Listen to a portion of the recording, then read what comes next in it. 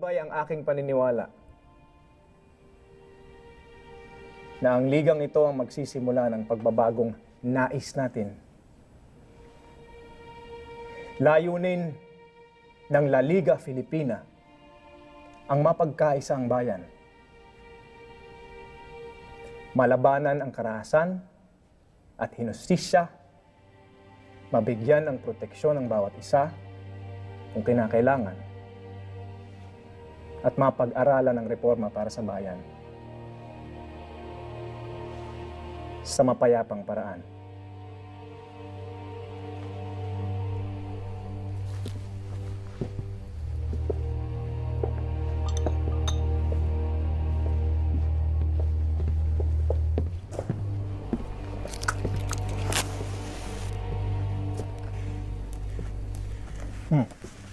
Salamat, senyor. Andres Bonifacio. Laking Tondo. Kamusta ka, Andres? Mabuting mabuti ho. Tumatak sa aming isipan ang inyong mga nobela. Dr. Rizal, ipagpaumanhin niyo po. Sa parehas ninyong nobela, ang armadong himagsikan ay hindi nagtatagumpay. Dahil hindi patalim o pistola ang daan patungong kalayaan, Andres. Kailangan nating armasan ang ating mga sarili.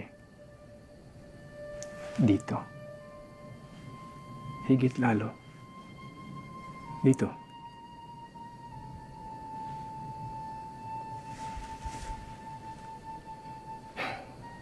Yan ang mga sandatang inagaw sa atin ng mga Kastila.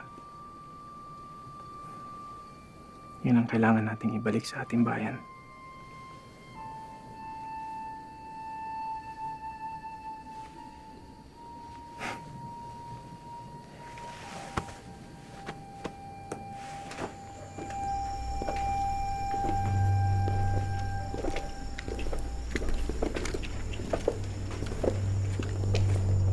Oye, Indio. Saan ka punta? Dito lamang ako nakatira. Galing ako sa trabaho. Sedula.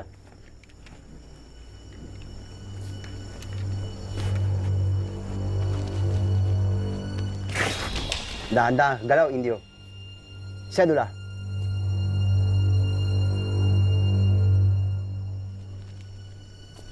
No te mueves.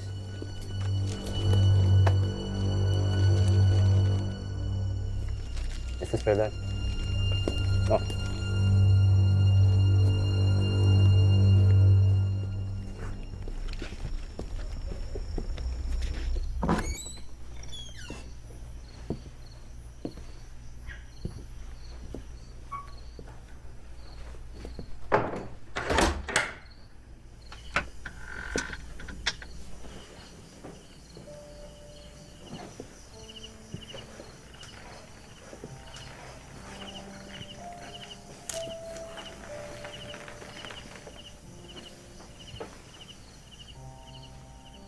Pinapangako ko sa inyo,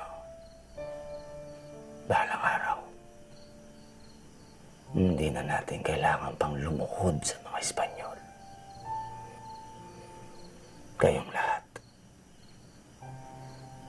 magiging mga anak ninyo, magiging pamilya ninyo. Lahat kayo,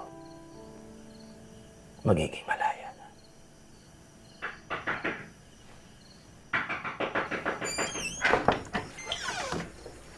Ladislaw? Masamang balita, Andres. Napag-alaman na ng mga Kastila ang La Liga. Tinakip si Rizal.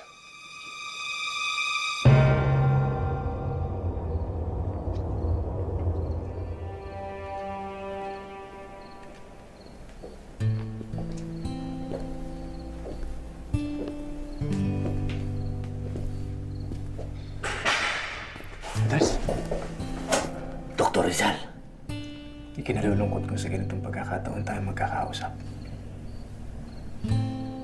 nakahanda na ang mga kasama natin. Itatakas ka namin dito. Kung lalabas ako dito, Hindi sa paraang pagtakas. Hindi ito ang pagkakataon para igalang ang batas. Hindi kinikilala ng Espanyol ang karapatan natin. Andres, kung ganyan mga tuwiran ng bayan, magkakagulo. Hindi magtatagal. Dadanak ang dugo. Gustuhin man natin o hindi, dadanak ang dugo.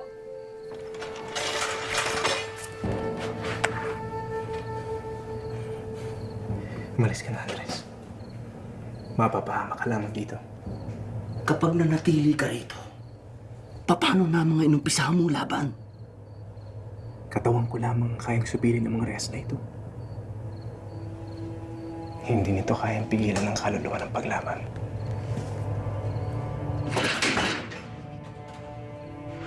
Sige na, Andres. Sige na.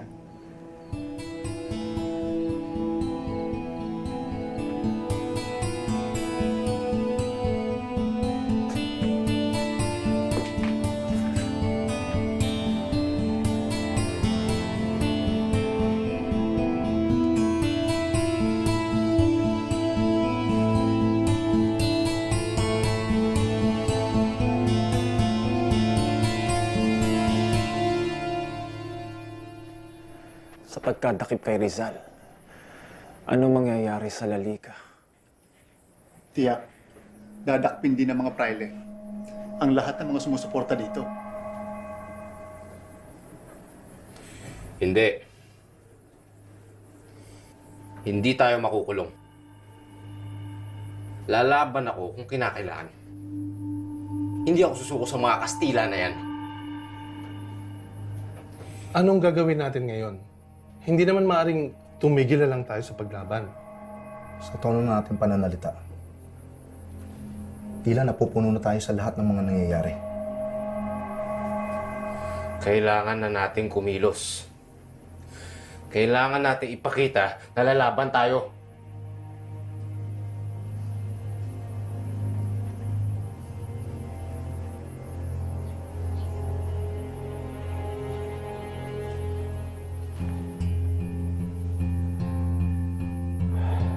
Ang kailangan natin ay magbuo ng isang bagong samahan na magbubuklod sa buong taong bayan at lalaban sa mga Espanyol.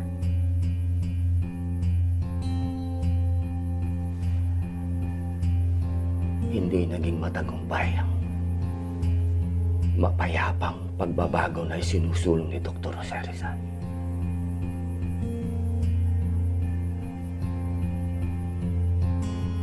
Kung nais natin ng tunay na kalayaan, wala nang ibang paraan kundi ang himagsikan. Mapanganib ang ating tatahakin. Pero hindi dapat tayo matakot kahit sa kamatayan.